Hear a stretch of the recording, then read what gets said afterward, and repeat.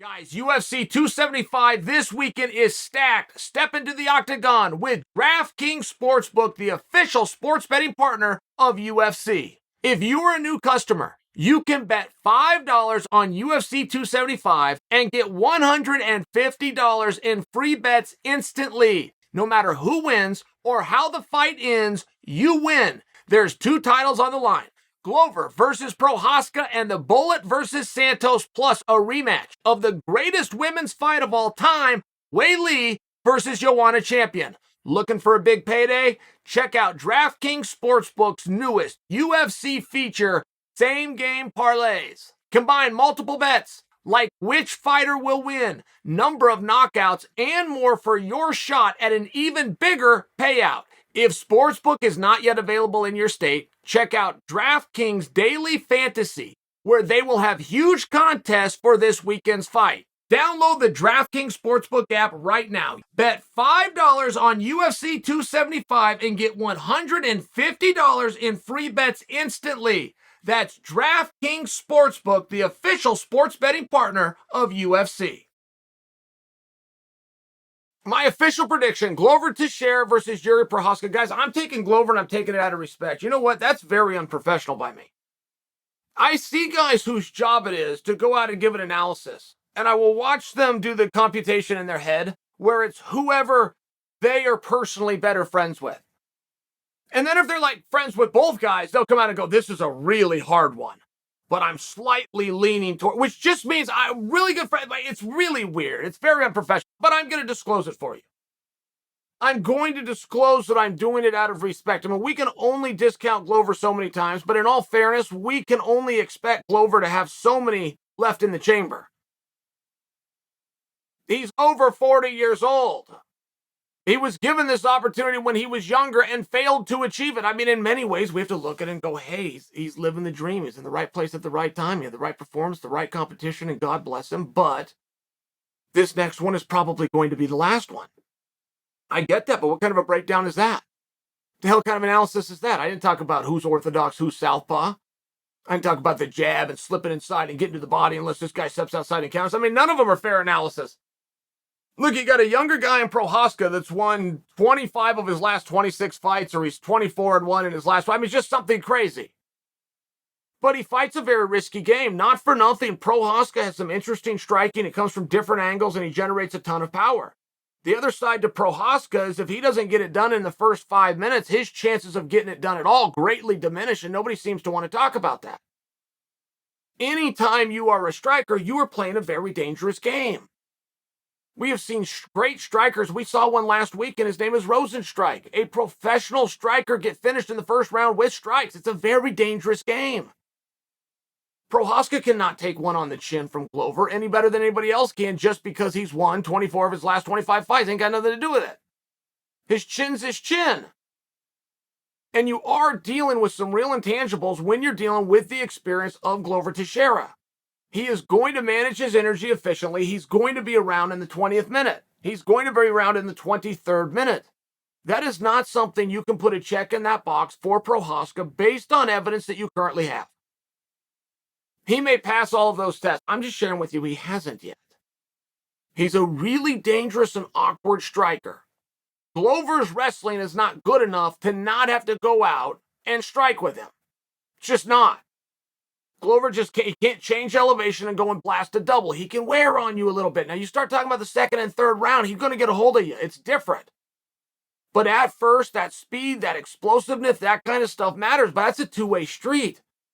Glover Teixeira was every single day in the training room with John Hackleman and Chuck Liddell.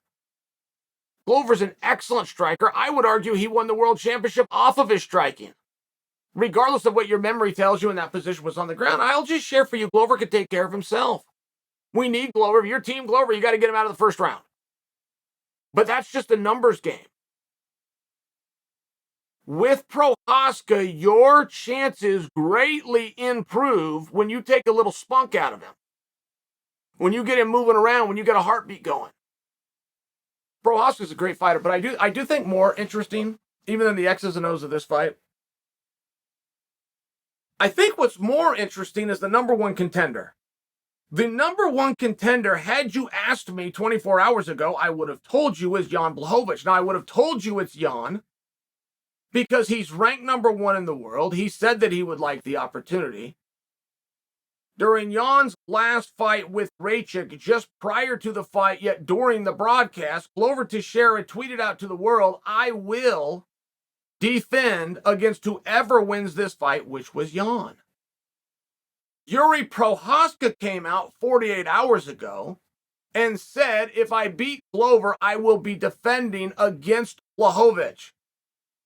So you have both principals. One of them is going to hold the strap, who have already committed publicly that they will give it to Blachowicz, who is the former champion and the current number one contender. Great, we're all done here, right? Well, no, not so fast. Dana White said, Dana White said the number one contenders fight is Anthony Smith versus Ankalaev. I agree with that. I'm going to be in the minority. Now, we know how these work. It's going to matter how Anthony Smith and Ankalaev look, for sure. It's going to matter who wins, Glover, and right, there's going to be a lot of politics at play. We're a long ways from done on this, but that's a very different conversation. The fact that we have a number one contenders bout still out there. I love that Lionheart's getting shown that respect, by the way. The guy's done 8 main events, 8 5-round training camps. That's crazy. And I think his fight with Ankalaev, that's probably a main event, right? I mean, are they debuting under somebody else? Co-main event? I don't think so. I think they're going out there for 5 rounds. Lionheart's going to now be in 9 fights. Come on, you get something for that. You get something. You go and you do your job and you do it well. You get something. And Ankalaev, not for nothing. You guys don't know who he is, and it's really fun to say Ankalaev. Like that's a funny name to say for some reason, Ankalaev. He's like 14-0 out of Dagestan. This guy's a hammer. You guys just aren't familiar with him. So the mere fact that Dana's even giving him the shine and making everybody look in a different direction. Look, there's nothing better for a division than parity. You don't take any opportunity from anybody. Blachowicz took a big risk. He went out there. He had some great moments. He for sure needs to be in a position where he can work himself back into it. And I'm not convinced that he's not there right now. If Glover goes and gets a win and calls out on the mic, you're having a completely different conversation. Okay, guys, we don't know anything yet. Nothing is set in stone, but Dana White has definitely created a new conversation for us to have that we weren't having yesterday. Ankalaev Lionheart, that is the fight to look at. That is your number one contenders fight. Forget about the rankings. There's all sorts of reasons before you can get ranked, right? Ankalaev's never even lost a fight, ever. He's ranked like number 9. So don't look at the rankings, and it's a nice little jumping off point, but there's something to be said for parity too. And I think that moreover that is very relevant. As you're going through this fight, which nobody seems to be overly excited for. I can't force you guys to be excited to watch this match, but I'm just sharing with you. After this match, we are going to begin setting up storylines in a historically perennial division. This organization specifically, the UFC, has kept the doors open in certain eras of its lifetime with the light heavyweight class. So it's these guys' job to bring a little excitement and bring a little bit of flair. They're going to have their opportunity, and then they're going to be given a platform known as a microphone. Let's see what they do with it. I'm not ready to count Glover out. I'm just not going to do it. I think it's rude. It's not much of a reason to give a basis. But I do like what I'm saying about the longer the fight goes. I do like what I'm saying, that is as good and dangerous and awkward and effective as Prochazka is, you go look a little bit closer, that's in the first round. And guys like that are very relevant. And I assure you that Glover has factored that little equation that I just broke down. He's factored that into his plan. Now, he's got to get to the second and third round, but he has a plan. And that's where the experience, that's where the veteran does come in. I'm giving this one to Teixeira.